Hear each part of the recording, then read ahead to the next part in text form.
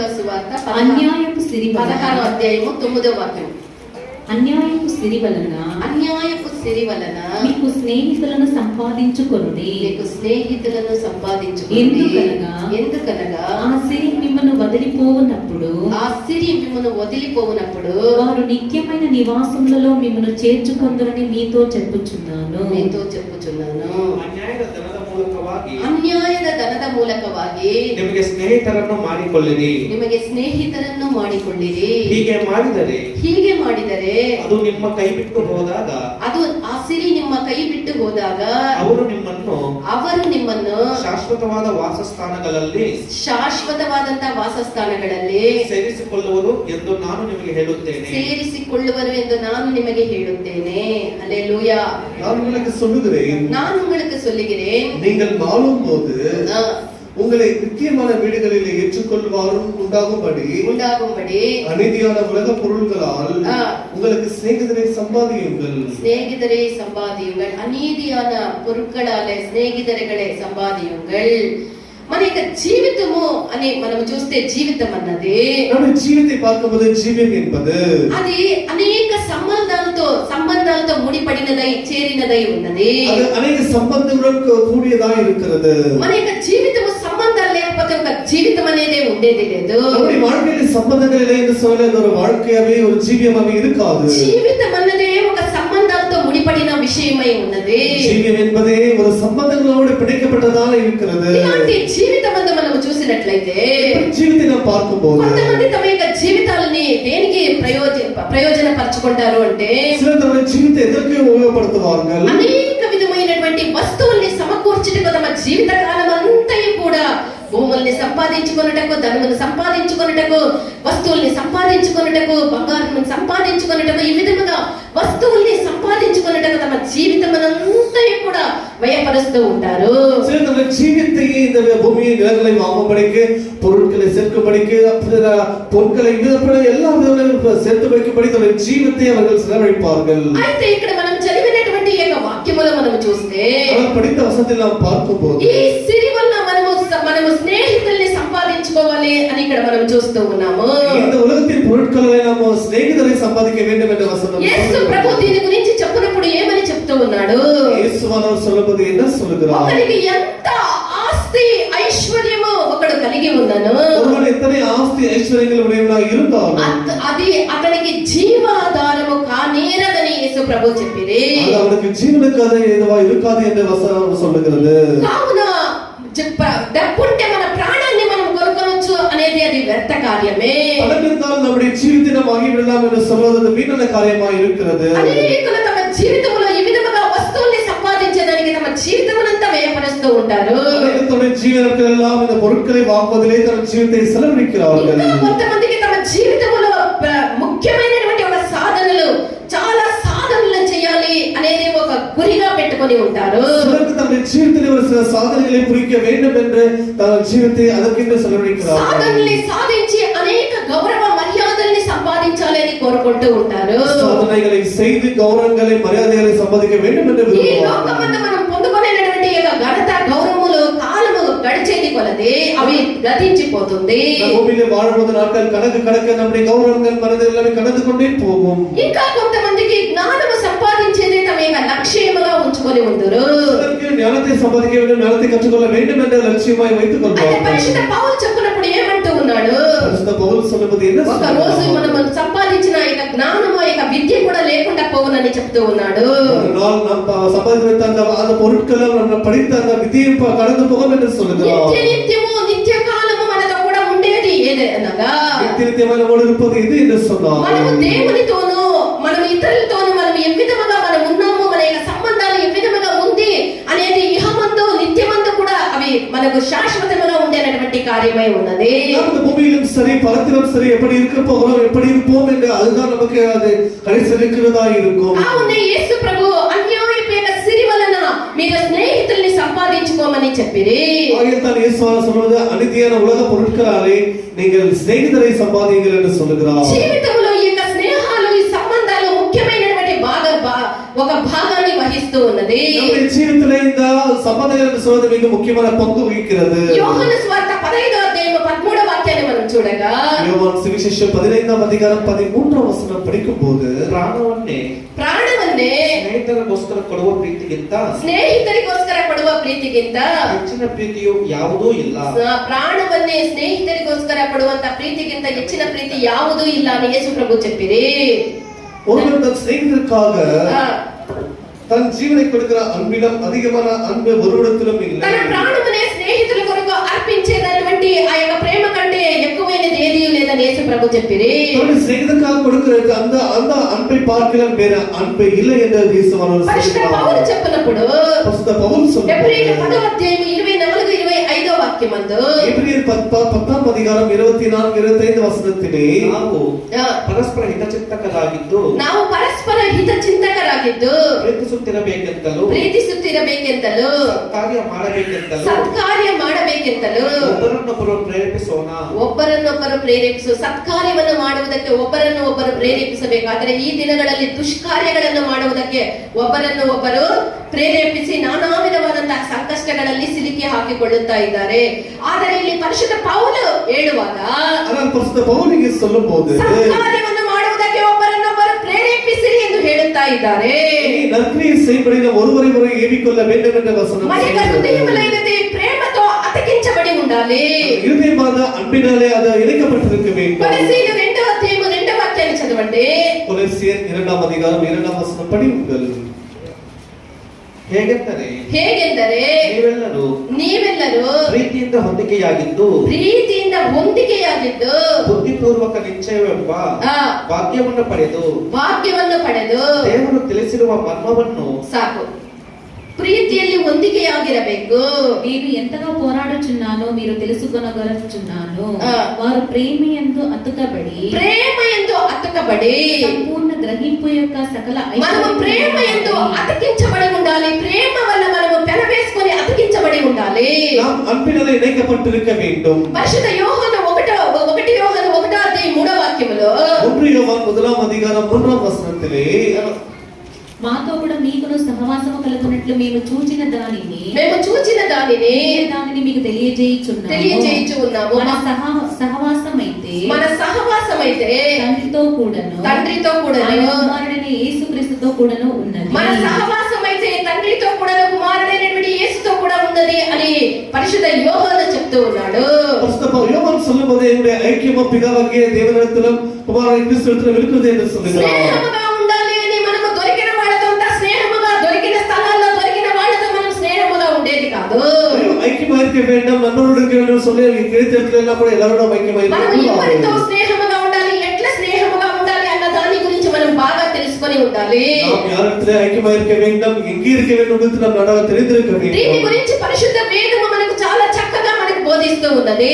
இந்த పరిశుద్ధ వేదం நமக்கு தெளிவாக சொல்லுகிறது. దావీదుని గురించి మనం చూసినట్లయితే దావీదు గురించి நாம் பார்த்தோம். దావీదుకు అనేక మంది మంచి స్నేహితులు దావీదుకు ఉండిరి. దావీదుకు நல்ல స్నేహితులు இருந்திருக்கிறார்கள். రాజు యొక్క సేవకులందరూ కూడా దావీదును ప్రేమిస్తూ ఉండిరి. రాజుకి ఓడిన எல்லாரும் கூட ராஜாவை நன்றாக స్నేహితులుக்கிறார்கள். రాజు అయినటువంటి సౌలు సేవకులందరూ కూడా దావీదును ప్రేమిస్తూ ఉండిరి. రాజుకి సౌలు స్నేహితులు அவருடைய எல்லாரும் కూడా దావీదే స్నేహితులుக்கிறார்கள். అంతేందుకు సౌలు కుమారుడైనటువంటి యోనాతాను కూడా దావీదును అధికముగా ప్రేమించినటువంటి ఒక స్నేహితుడై ఉండే. సౌలిన్ కుమారుడైన యోనాతాను కూడా దావీదే అధికముగా నేర్చుకున్న స్నేహితుడై இருந்திருக்கிறார். ఒక సందర్భంలో దావీదు అడవిలో దాక్కోవాల్సినటువంటి ఒక పరిస్థితి. ఒక సందర్భంలో దావీదు కాటిలో ఒందుకొల వేண்டிய நேரம் வந்தது. సౌలు కుమారుడైనటువంటి యోనాతాను దావీదును వెతుక్కొని అడవికి పోయి సౌలిన్ కుమారుడైన యోనాతాను దావీదే కాటికి తేడి சென்று దావీదును అక్కడ ధైర్యపరుస్తూ ఉన్నాడు. దావీదుని ధైర్యపడుతున్నాడు. చదవండి 1 సామువేలు 23వ అధ్యాయం 17వ వాక్యం చదవండి. 1 సామువేలు 23వ అధ్యాయం 17వ వచనం படியுங்கள். దావీదನಿಗೆ ಭಯಪಡಬೇಡ, ನೀನು ನನ್ನ ತಂದೆಯಾದ ಸೌಲನ ಕೈಗೆ ಸಿಕ್ಕಿ ಬೀಳುವುದಿಲ್ಲ, ನೀನು ఇశ్రాయేలుల అరసనాగువి. నిజంగా ఈ మాట అన్నప్పుడంతా నాకు ఏడుపు వచ్చేస్తుంది. ఈ వాక్యం చదివినప్పుడంతా నాకు చాలా దుఃఖం వస్తుంది. తన తండ్రి తర్వాత తాను ఒక రాజరికానికి రావాల్సిన వాడు, రాజుగా మారాల్సిన వాడు. తండ్రి తన యొక్క కుమారుణ్ణి సౌలు తన యొక్క కుమారుడైనటువంటి యోనాతానుని రాజుగా చేయాలి అని వానికి అడ్డుగా ఉండేటటువంటి దావీదుని సంహరించి మట్టు పెట్టాలని చూస్తూ ఉన్నాడు. కావున దావీదు భయపడి అడవిలో దాక్కొని ఉన్నాడు. తండ్రి అయినటువంటి సౌలుకు తెలియకుండానే ఈ యొక్క యోనాతాను దావీదును వెతుక్కొని పోయి దావీదుతో కూడా అంటూ ఉన్నాడు, నువ్వు భయపడవద్దు, నా తండ్రి చేతికి నువ్వు ఎంత మాత్రము చిక్కెలే, నిశ్చయముగా ఈ యొక్క రాజ్యానికి రాజు నువ్వైతావు అని చెప్తూ ఉన్నాడు. హల్లెలూయా, హల్లెలూయా. ఎంత మంచి స్నేహితుడు ఈ యొక్క యోనాతాను చూడండి. భయపడి అడవిలో ఆ సౌలు రాజుకి భయపడి దాక్కొని తన ప్రాణాన్ని కాపాడుకునేదానికి గండాలు ఇస్తూ ఉండేటటువంటి ఈ యొక్క దావీదును వెతుక్కొని పోయినటువంటి ఈ యొక్క యోనాతాను ఆ విధముగా దావీదును ధైర్యపరిచిరి. சவுலுக்கு பயந்து கொண்டு உயிரை காப்பாற்றிக்கொள்ளும்படிக்கு அந்த காட்டுக்கு ஓடி போன தாவீதை எவ்வளவு சிநேகிக்கிறார் பாருங்கள் இந்த யோனத்தான். మంచి స్నేహితులు మనం కలిగి ఉండాలి. நல்ல நண்பர்களை உடையவர்கள మనం చేసేటటువంటి స్నేహము ఏ విధముగా ఉంటుంది అనే దాని గురించి జాగ్రత్త లేని వాళ్ళమైతే ఆ స్నేహితుల వల్లనే మనం అనుకునేటువంటి స్నేహితులు కాదు, వాళ్ళు మనకు శత్రువులుగా మారి మన జీవితాన్ని నాశనం చేయుదురు. நாம் எப்படிப்பட்டவரோட ஐக்கியம் வைக்கிறோம், ஸ்நேகிதரை வைத்திருக்கிறோம் என்று குறித்து நம்ம எச்சரிக்கையா இருக்க வேண்டும். இல்லை என்று சொன்னால் அவர்களே நமக்கு ஆபத்துக்கள் வரலாம். ఏమీ లేనటువంటి ఒక స్థితిలో దావీదు ఉన్నాడు, ஒன்றுமே இல்லாத நிலைமையில் தாவீது இருக்கிறார். అన్ని కలిగిన స్థితిలో యోనాతాను ఉన్నాడు. எல்லாம் இருக்கிற நிலைமையில யோனத்தான் இருக்கிறார். దావీదు యోనాతాను అనుకుంటే దావీదుకి ఇంకా ఎక్కువగా ఒక నష్టాన్ని కలిగించి ఉండవచ్చు. అయితే ఆ యొక్క అడవిలో దాక్కొని ఉండేటటువంటి ఆ యొక్క దావీదుని వెతుక్కొని పోయి ధైర్యపరిచి నా తండ్రి చేతుల నుండి నిశ్చయముగా విడిపించబడదు, నీకు రాజ్యము నీకు దక్కను, ఆ రాజ్యానికి రాజు నువ్వగదు అని ధైర్యపరిచే మంచి స్నేహితుడిగా ఉండే యోనాతాను.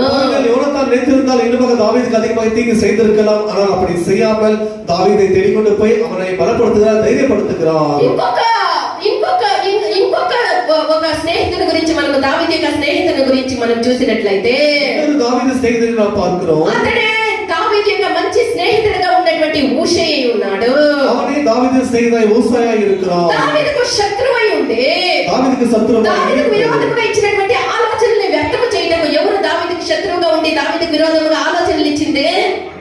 వెరీ గుడ్, అహీతోఫెల్ అనేటువంటి ఆలోచనకర్త ఇప్పుడు సౌలు దగ్గర చేరి దావీదుకు విరోధముగా ఆలోచనలు ఇచ్చి నిశ్చయముగా వారిని వివిధముగా పట్టుకుంటే వారిని హతమార్చదము అనేటువంటి ఒక చక్కనైనటువంటి ఆలోచనలు ఇచ్చేదానికి అహీతోఫెలు ఆ యొక్క సౌలు సంస్థానంలో ఉంటే இந்த தாவீதை கொல்லும்படிக்கு தாவீதுக்கு விரோதமாக சவுலுக்கு ஒரு ஆலோசனை கொடுக்கிறார் இந்த அகித்தோபேல் என்பவன். ఇలాంటి ఆ యొక్క అహీతోఫెలు సౌలుతో ఉండేది దావీదుకు చాలా మిక్కిలి ఒక పెద్ద ఒక భయంకరమైనటువంటి ఒక కార్యముగానే ఉండే. இந்த சவுலிடத்தில் இந்த அகித்தோபேல் இருப்பது, ஆலோசனை கொடுப்பது தாவீதுக்கு மிகவும் கலகத்தை ஏற்படுத்தினது. ఇప్పుడు దావీదు అడవికి పరిగెత్తుకుంటూ ఉన్నాడు.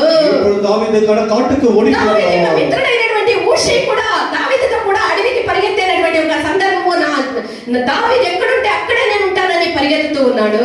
ఊషయి కూడా దావీదు ఈర్పెంట அவர் கூட போகிறார். అయితే ఇప్పటి పరిస్థితిని బట్టి నువ్వు నాతో వచ్చేదానికంటే సౌలు యొక్క సంస్థానంలో ఉండేదే మంచిదని ఆ యొక్క దావీదు ఊషయికి చెప్పగా, ஆனால் இப்போது தாவீது சொல்கிறார், இப்போது என்னோடு நீ வர வேண்டாம், இப்போது நீ அவள் கூட இருந்தால் நலமா இருக்கும் என்று தாவீது சொல்லுகிறார். ఊషయి ఆ యొక్క దావీదు యొక్క మాటకు అవిధముగానే లోబడే ఊషయి அப்படியே దావీదు వాటికి కీழ்పడినాడు. ఇది కూడా దేవుడు దావీదు పక్షాన ఉండి చేసినటువంటి ఒక మంచి కార్యమై ఉన్నది. ఇది కూడా దేవుడు దావీదుపై చేసిన நல்ல కార్యమై ఉన్నది. అహీతోఫెలు ఇచ్చినటువంటి ఆలోచనల్ని నిరర్థకము చేసి అహీతోఫెలు కొడుత ఆలోచన దేవుని ఎలాంటి మట్టు పండి ఆ దావీదును కాపాడేటటువంటి ఆలోచనలు సౌలుకి విరోధముగా ఉండేటటువంటి ఆలోచనల్ని సౌలుకి ఇచ్చేదానికి ఊషయిని సంస్థానంలోనే పెట్టే దావీదు కాపాడడానికి ఒక நல்ல ఆలోచన సౌలుకు కొడతారు இந்த ఊషయి. 2 సామువేలు 17వ అధ్యాయం 14వ వాక్యం చదవండి. 2 సామువేలు 17వ అధ్యాయం 14వ వచనం. ಇದನ್ನು ಕೇಳಿ ಅಬ್ಷಾಲೋಮನು ಇಸ್ರಾಯೇಲರು ಅರ್ಕೀಯನಾದ ಹೂಷೈಯ ಆಲೋಚನೆಯು ಅಹೀತೋಫೆಲನ ಆಲೋಚನೆಗಿಂತ ఒళ్ళేదాಗಿದೆ. చూస్తారా, ఇప్పుడు అబ్షాలోము దావీదుని పట్టుకునేదానికి పోవాలా, అయితే హూషయి అంటాడు నిజంగా పోయింటే అహీతోఫెలు ఆలోచన చొప్పున పోయింటే దావీదుని పట్టుకొని ఉండేవాళ్ళు. అయితే ఆ ఆలోచన నిరర్థకం చేసేదానికి దేవుడు దావీదుని ప్రేమించిన దేవుడు ఆ యొక్క ఊషయి ఇచ్చిన ఈ ఆలోచన ఇచ్చే దేవుడు ఊషయితో ఉండే కాబట్టి దావీదు ఆ యొక్క అబ్షాలోముకు అహీతోఫెలు ఇచ్చిన ఆలోచన కంటే ఊషయి ఇచ్చిన ఆలోచన మంచిగా కనబడే. అయితే యాక్చువల్ గా అది అబ్షాలోము అపజయమే. అయితే ఆ అపజయమే మంచిగా కనబడుతుంది. ఇది కూడా దేవుడు చేసినటువంటి ఒక అద్భుతమే. பாருங்கள், இங்க அப்சலோம் வந்து தாவீதை கொல்லும்படிக்கு வகை தேடுகிறான். இங்க அகித்தோப்பேல் அதுக்கு ஏற்றபடி ஆலோசனை கொடுக்கிறான். ஆனால் இந்த மூசாய் என்பவர் அதை மட்டும் பண்ணும்படிக்கு வேறு விதமான ஆலோசனை கொடுத்து அதை தடை பண்ணுகிறார். దావీదు యొక్క మంచి స్నేహితుడుగా ఉండి ఆ యొక్క అహీతోఫెలు ఇచ్చినటువంటి ఆలోచనలంతా నిరర్థకం చేసి దావీదును కాపాడే విషయంలో హూషై నమ్మకమైనటువంటి ఒక స్నేహితుడుగా దావీదు కనబడే. இந்த மூசாய் என்பவன் தாவீதை காப்பாற்றுவதிலே அப்படியே அந்த அப்சலோமுக்கு தவறான ஆலோசனை கொடுத்து தாவீதை காப்பாற்றி இருக்கிறார். మనము మంచి స్నేహితుల్ని కలిగి ఉండాలి. நாம் நல்ல நண்பர்களை దావీదు మరొక మంచి స్నేహితుని గురించి మనం చూసినట్లయితే தாவீதுடைய இன்னொரு நல்ல நண்பனை பார்க்கும்போது దూర దేశంలో ఉండేటువంటి హీరాము అనేటువంటి వాడు ఆ దావీదు యొక్క మంచి స్నేహితుడిగా ఇక్కడ కనబడుతూ ఉన్నారు. ஹீராம் என்பவர் இன்னொரு நண்பனாக தாவீதுக்கு காணப்படுகிறார். అతను దూర దేశపు యొక్క హీరాము అనేటువంటి వ్యక్తి. அவர் தூர தேசத்தினுடைய ஒரு ஹீராம் என்ற ஒரு நல்ல மனிதனாக దావీదు మరణించిన తర్వాతను தாவீது மரித்த பிறகும் கூட దేవుని కొరకు దేవాలయాన్ని కట్టాలనేటువంటి దావీదు యొక్క ఆశని ఎరిగినటువంటి యొక్క హీరాము தாவீது மரித்த பிறகு கூட தாவீதின் ஆசையாக கர்த்தருடைய ஆலயத்தை கட்ட வேண்டும் என்ற ஆசை కట్టాలి అన్న భయంకరమైనటువంటి ఆశ దావీదుకుండే. தாவீதுக்கு கர்த்தருடைய ஆலயத்தை கட்ட வேண்டும் என்ற மிகுந்த ஆசை இருந்தது. అయితే దావీదు అది చేయకుండానే మరణించే. தாவீது அதை செய்யாமலே மரித்து போனார். దావీదు యొక్క ఈ ఆశను ఎరిగినటువంటి యొక్క హీరాము தாவீதின் ஆசை அறிந்த இந்த ஹீராம் என்பவன் దీన్ని చేయటకు ఒక మంచి ఉద్దేశంతో మంచి సహాయంతో ఇతడు ముందుకు వచ్చే. அதை செய்யும்படிக்கு அவன் முன்பாக வந்திருக்கிறார். 2 దినవృత్తాంతాలు 2వ అధ్యాయము 11వ వాక్యము నుండి చదివితే మనకు తెలుస్తుంది. 2 நாளாகமம் 2ஆம் அதிகாரம் 11ஆம் வசனம் படித்தால் நமக்கு தெரியும். ఇప్పుడు మనకొద్దు ఈ విధముగా దావీదుకు మంచి స్నేహితులు దావీదు కలిగి ఉంటే இப்படியாக தாவீது நல்ல சிநேகிதர்களை దావీదు యొక్క స్నేహితులందరూ కూడా ప్రాణాన్ని ఇచ్చి ప్రేమించినటువంటి స్నేహితులై ఉండిరి. தாவீது நண்பர்களே அவரை உயிரை கொடுத்து நேசிக்கிறவர்களாய் ప్రియమైనటువంటి దేవుని యొక్క జనమా, పరిశుద్ధ వేదము తప్పుడు స్నేహాల గురించి కూడా చాలా తేటగా తెలియపరుస్తూ ఉన్నది.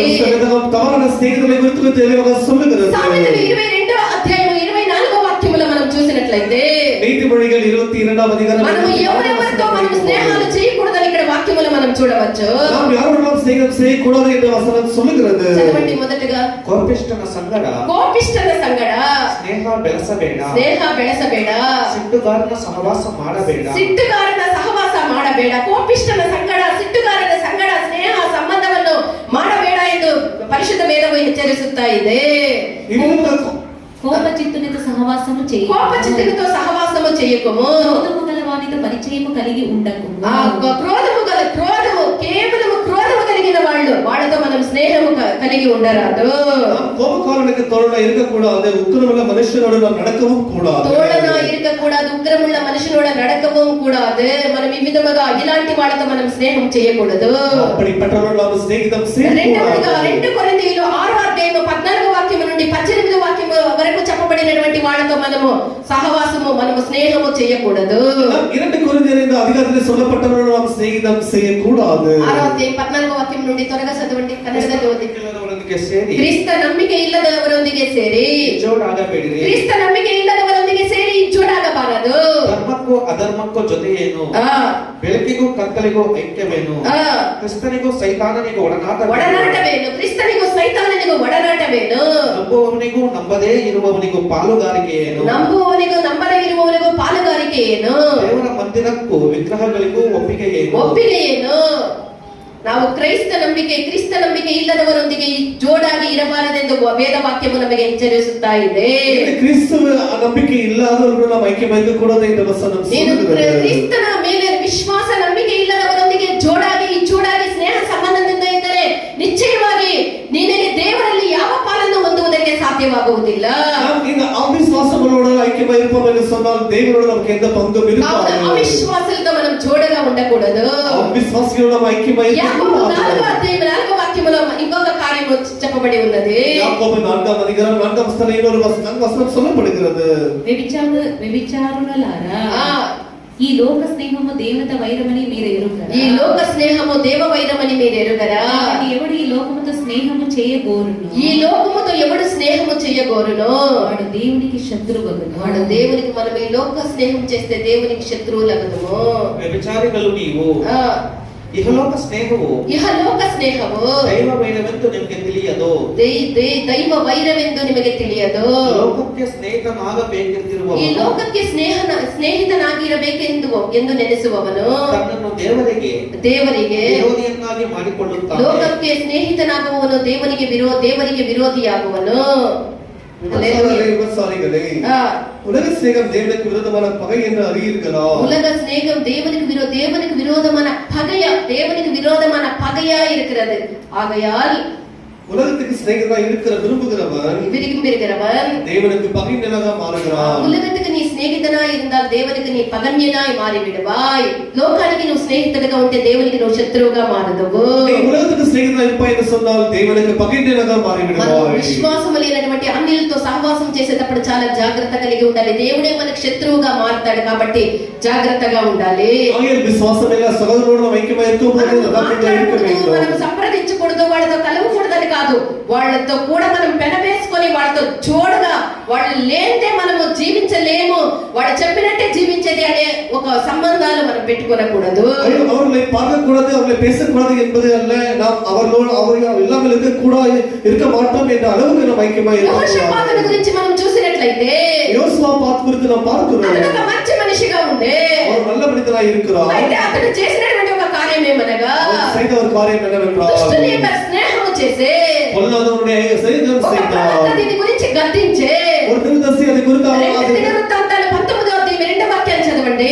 2 నాలుగవ 19వ అధికారం 2వ వచనం படியுங்கள். ಅವನು ಯೆರೂಸಲೇಮಿಗೆ ಬರಲು ಅನಾನೀಯನ ಮಗನಾದ ಯೇಹು ಎಂಬ ದರ್ಶಿಯು ಅವನನ್ನು ಎದುರುಗೊಂಡು ಅವನಿಗೆ ನೀನು ಕೆಟ್ಟವನಿಗೆ ಸಹಾಯ ಮಾಡತಕ್ಕದ್ದು ಯೆಹೋವನ ಹಗೆಗಾರರನ್ನು ಪ್ರೀತಿಸುವುದು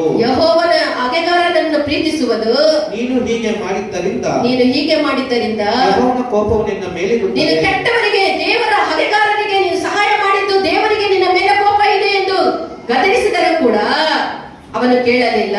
మరొక ప్రవక్త కూడా ఈ విధంగా చెప్పారు. 2 దినవృత్తాంతాలు 20వ అధ్యాయం 35వ వాక్యం నుండి చదవండి. ಯೆಹೂದ್ಯರ ಅರಸನಾದ ಯೆಹೋಷಾಫಾಟನು ಇಸ್ರಾಯೇಲರ ಅರಸನು ಬಹುದುರಾಚಾರಿಯೋ ಆದ ಆಹಾಜನೊಡನೆ ದುರಾಚಾರಿಯಾದಂತ ಆಹಾಜನೊಡನೆ ಒಡಂಬಡಿಕೆ ಮಾಡಿಕೊಂಡನು. ಇನ್ನು ಕೆಳಗಡೆ ವಾಕ್ಯಗಳನ್ನ ನೋಡುವಾಗ ಅವನು ಆಹಾಜನು ದುಷ್ಟನು, ಆದರೆ ಈ ಯೆಹೋಷಾಫಾಟನು ಒಳ್ಳೆಯವನು. ಆ ದುಷ್ಟನ ಸಂಗಡ ಸ್ನೇಹ ಮಾಡಿದ್ದರಿಂದ ಮಾಡಬಾರದೆಂದು ಎಷ್ಟು ಹೇಳಿದರೂ ಕೂಡ ಕೇಳದೆ ಸ್ನೇಹವನ್ನು ಮಾಡಿದನು.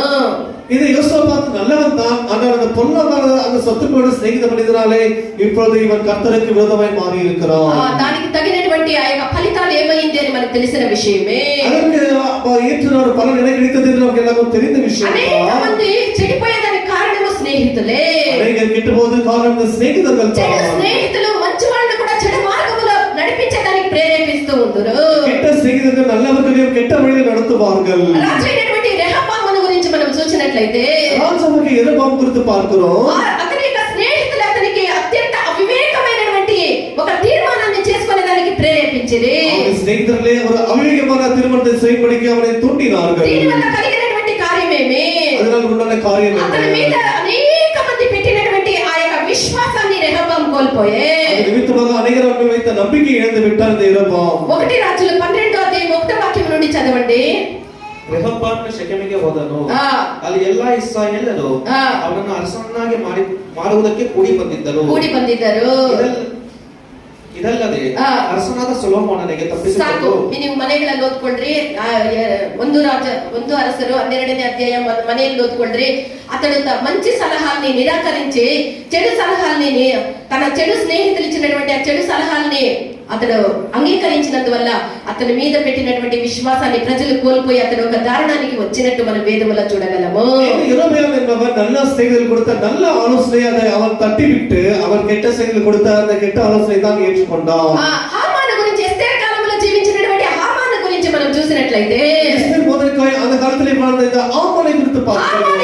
స్నేహితులే హామానికి ఒక ప్లాన్ ఇచ్చింది. వివిధమైనటువంటి ఉరి కమ్మము తీసి ఆ యొక్క ఉరి కొయ్యని నిలబెట్టి దాని మీద ఆ యొక్క మోర్దెకాయిని ఉరి వేయమని ఇచ్చినటువంటి ప్లాన్ ఇచ్చినదే హామానికి అతని స్నేహితులే. அவனுடைய ஸ்நேகிதர்கள் தான் அவனுக்கு இப்ப அவன் மோர்தெகாய்க்கு இப்படிமாய் செய் இப்படிமாய் செய் என்று அவனுக்கு ஆலோசனை கொடுத்தார். ఎస్తేర్ పుస్తకం 5వ అధ్యాయంలో మనం చూడగలము. ఎస్తేర్ పుస్తకం 5వ అధ్యాయంలో స్నేహితులు ఇచ్చినటువంటి ఆ యొక్క ఆలోచన అంగీకరించినటువంటి హామాను నిజముగా అతని యొక్క పతనమునకే అది కారణమాయే. స్నేహితులు கொடுத்த ఆలోచన கேட்ட இந்த அவன் அவனுடைய அதன்படி அவன் மாண்டு போயிருக்கிறான். ప్రియమైనటువంటి దేవుని యొక్క జనమా, మన దేవుని మనం స్నేహితుల్ని చేసేటప్పుడు చాలా జాగ్రత్తగా ఉండాలి. நாம் స్నేహితం செய்வதில் జాగ్రత్తగా இருக்க வேண்டும். దేవుడు మనతో ఎట్లా మాట్లాడతాడంటే వాక్యం ద్వారానే దేవుడు మాట్లాడేది. ఈ వాక్యాన్ని మనం వినినప్పుడు దాన్ని అంగీకరించి మనల్ని సరి చేసుకోవాలి. தேவன் நம்ம எப்படி பேசுவார் என்று சொன்னால் வசனத்தோட தான் பேசுவார். ஆக தேவன் நம்ம பேசுவது நாம் జాగ్రత్తగా கேட்க வேண்டும். మనం స్నేహితుల్ని చేసుకునేటప్పుడు జాగ్రత్త కలిగిన వాళ్ళముగా ఉండాలి. நாம் స్నేహితం பண்ணும்போது జాగ్రత్తగా இருக்க పాత வேண்டும். నిబంధన కాలంలో జీవించినటువంటి భక్తులు వాళ్ళ స్నేహాన్ని దేవునితో స్నేహాన్ని చేసిరి. பழைய ஏற்பாட்டிலே வாழ்ந்த பக்தர்கள் தேவனோடு தான் స్నేహితం దుష్టులు பண்ணினார்கள். జీవించినటువంటి కాలమందు హనోకు జీవించే. దుష్టர்கள் வாழ்ந்த காலத்தில் தான் ஆனோக்கும் ஜெபித்தார். అయితే దుష్టుల యొక్క మార్గాన్ని అతను వెంబడించకుండా హనోకు ఆ యొక్క దేవునితో కూడా అతను అన్యోన్య సహవాసం కలిగి దేవునితో కూడా నడిచే. இந்த ஆனோக்கு பொல்லாதவனோட ஐக்கியம் பண்ணாமல் தேவனோட ஸ்நேகிதம் பண்ணி இருக்கிறார். అందరూ నడిచే మార్గంలో హనోకు నడవలేదు. இந்த ஆனோக்கு எல்லாரும் நடக்கிற வழியில அவன் நடப்பான். అందరూ జీవించినటువంటి ఆ మార్గాన్ని హనోకు సమ్మతించలేదు. எல்லாரும் ஜீவிக்கிற வழியில அவன் அதுக்கு சம்மதிக்கவில்லை. హనోకు దేవునితో కూడా అన్యోన్య సంబంధం కలిగి ఆ దేవునితో కూడా నడిచే. இந்த ஆனோக்கு தேவனோட ஐக்கியம் பண்ணி தேவனோடவே நடந்திருக்கிறார். అబ్రహాముని గురించి మనం చూసినట్లయితే ஆபிரகாமை குறித்து பார்க்கும்போது అబ్రహాముకు దేవుడు ఏ ఏ కార్యాన్ని ఆజ్ఞాపించిరో చెప్పి ఉండిరో. இந்த தேவனானவர் ஆபிரகாமுக்கு என்ன காரியத்தை சொன்னாரோ ప్రతి ఒక్క కార్యాన్ని ప్రతి ఒక్క మాటని చాలా జాగ్రత్తగా పాటించి ఒక దాన్ని దేవుడు చెప్పినట్లే జరిపించేటటువంటి ఒక మనిషి అబ్రహామై ఉండే. தேவன் எப்படி சொன்னாரோ அதன்படி செய்து நடக்கிறவரா இந்த ஆபிரகாம் అబ్రహాము காணப்பட்டார். ఎవరితో స్నేహాన్ని పెంచుకొనే?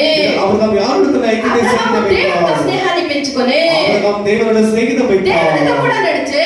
దేవునోடு దేవుడు நடந்தார். చెప్పిన దాన్ని ఒక్క ఇంచుకైనా తప్పకుండా చేసే. தேவன் சொன்னதை ஒரு இன்ச் தவறாமல் நடந்தபடியே దేవునికి செய்திருக்கிறார். స్నేహితుడుగా ఉండే. தேவனோடு அவர் స్నేహితుడై పాత నిబంధన కాలంలో జీవించినటువంటి మరొక స్నేహితుడు మోషే, దేవుని యొక్క స్నేహితుడు మోషే ఉండే. பழைய காலத்துல இன்னொரு மனிதன் இந்த மோசே அவன் தேவனுக்கு ஸ்நேகிதனாய் இருந்திருக்கிறான். మోషే దేవుడు చెప్పిన మాటని వినే மோசே தேவன் சொன்ன வார்த்தைகளை దాని కొరకు கேட்டான். రాత్రి పగలు ఒంటరిగా ఉండవలసి వచ్చినను. அதற்காக அவர் இரவு பகலமாக அநேக நாட்கள் దేవుడు చెప్పిన దాన్ని கழித்து నెరవేర్చుటకు అతడు బాధపడలేదు. தேவன் சொன்னதை நிறைவேற்றுவதே அதுக்கு துன்பப்படவில்லை. మోషే దేవునితో స్నేహాన్ని పెంచే. மோசே தேவனோட ஐக்கியம் பண்ணி இருக்கிறார். దేవుడు మోషేతో కూడా ఉండే.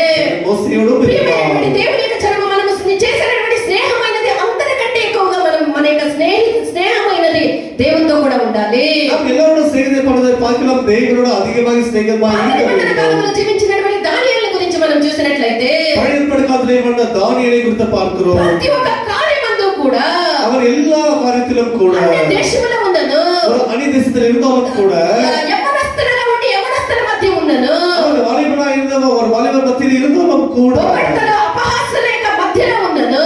அவர் அந்த பரியாசப்படுற மத்தியில் இருந்தாலும் கூட అతడు దేవుని మెప్పించే కార్యములో చాలా జాగ్రత్తగా ఉండే. அவர் தேவனை ஏற்றுள்ள காரியங்களை செய்திருக்கிறார். దేవునికి సంబంధించిన కార్యాలను చేసి దేవుని మెప్పించి దేవునికి స్నేహితుడిగా మారే దానియేలు. தேவன் சொன்ன காரியத்தை செய்து தேவனை ஏற்றுள்ள விதமாய் செய்திருக்கிறார். దేవుడు వీళ్ళకి తోడుగా ఉండే. தேவன் அவர்கள் கூட இருந்து వీళ్ళ ద్వారా దేవుడు ఎన్నో మంచి కార్యాలని వీళ్ళ ద్వారా జరిపించరి. தேவன் மூலமாக எத்தனை நல்ல காரியங்களை ఎన్నో కార్యాలు వీళ్ళ ద్వారా దేవుడు ప్రకటించరి. தேவன் மூலமாக எத்தனை காரியங்களை தேவன் அறிவித்திருக்கிறார். చెడుతనము నుండి వాడిని భద్రముగా దేవుడు కాపాడిరి. அவர்களை பொல்லாத காரியத்தை தேவன் தப்பித்திருக்கிறார். ప్రియమైనటువంటి దేవుని యొక్క జనమా, నాకెవరూ లేదే. నా కష్టాన్ని అర్థం చేసుకునేదానికి ఎవరూ లేదే. இந்த கஷ்டத்தை புரிந்து கொள்வதற்கு నా யாரும் బాధను இல்லை. తీర్చేదానికి నాకెవరూ లేదే. இந்த கஷ்டத்தை தீர்க்கும்படிக்கு யாரும் இல்லை. నా యొక్క వ్యాధిని మార్చడానికి నాకెవరూ లేదే. வியாதியை மாற்றுவதற்கு யாரும் నాకు సహాయం இல்லை. చేసేదానికి నాకెవరూ లేదే. உதவி செய்யும்படி யாரும் இல்லை. నేను ఒంటరిగా ఉన్నానే. తనివిగా నేను இருக்கிறேன். పరితాపమైనటువంటి స్థితిలో కనబడుతూ ఉన్నానే. பரிதாபமான நிலைமையில் இருக்கிறேன். నేను నిర్బంధమైనటువంటి స్థితిలో కనబడుతూ ఉన్నానే. நிர்பந்தமான நிலைமையில் இருக்கிறேன். ఎట్ట పోవాలా, ఏ దారి పోవాలా, ఏ దిశకి వెళ్ళాలి తోచనటువంటి ఒక స్థితిలో నేను కనబడుతూ ఉన్నానే.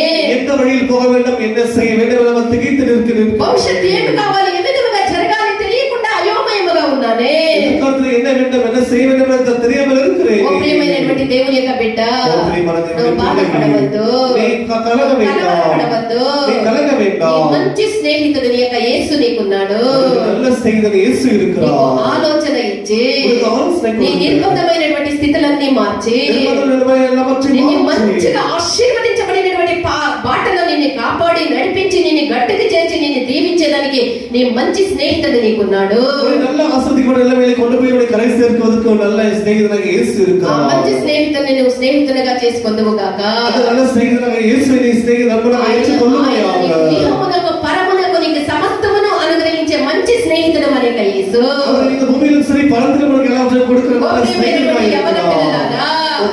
ఈ లోక స్నేహము దేహవైరము. இந்த உலக சிநேகம் உலகத்தின் ఈ பகையாக లోకానికి இருக்கிறது. స్నేహితులుగా కావాలి అనుకునే వాళ్ళు దేవునికి శత్రువులుగా మారుదురు. உலகத்திற்கு சிநேகிதராக இருக்க விரும்புகிறவர்கள் கர்த்தருக்கு அவர்கள் பகைவர்களாக మనం దేవుణ్ణే மாறுவார்கள். స్నేహితులుగా చేసుకుంటే நாம் தேவனையே சிநேகிதராக செய்து கொள்ளும் ఇహమందు போது పరమందు మనము భాగ్యవంతులుగా ధన్యులుగా మనం ఉందుము. இந்த பூமியிலும் சரி பரத்திலும் சரி பாக்கியவான்களாக మన இருப்போம். కష్టాలన్నిటినీ తప్పించి మనకు స్వస్థతనిచ్చి సుఖమునిచ్చి క్షేమమునిచ్చి నడిపించే మిత్రుడు అనేక యేసు. இந்த கஷ்டம் எல்லாவற்றையும் தவிர்த்து நமக்கு சுகத்தை கொடுக்கிற தேவன் நமக்கு இருக்கிறார். ఆ స్నేహితుడిని మనం స్నేహితులుగా చేసుకునేదానికి దేవుడు మన కృప అనుగ్రహించుదురు. அந்த தேவனை நாம் சிநேகிதராக செய்வதற்கு நமக்கு கர்த்தர் கிருபை கொடுப்பாராக. సమర్పించుదుము గాక. எல்லாரும் ஒப்புக்கொள்வோம்.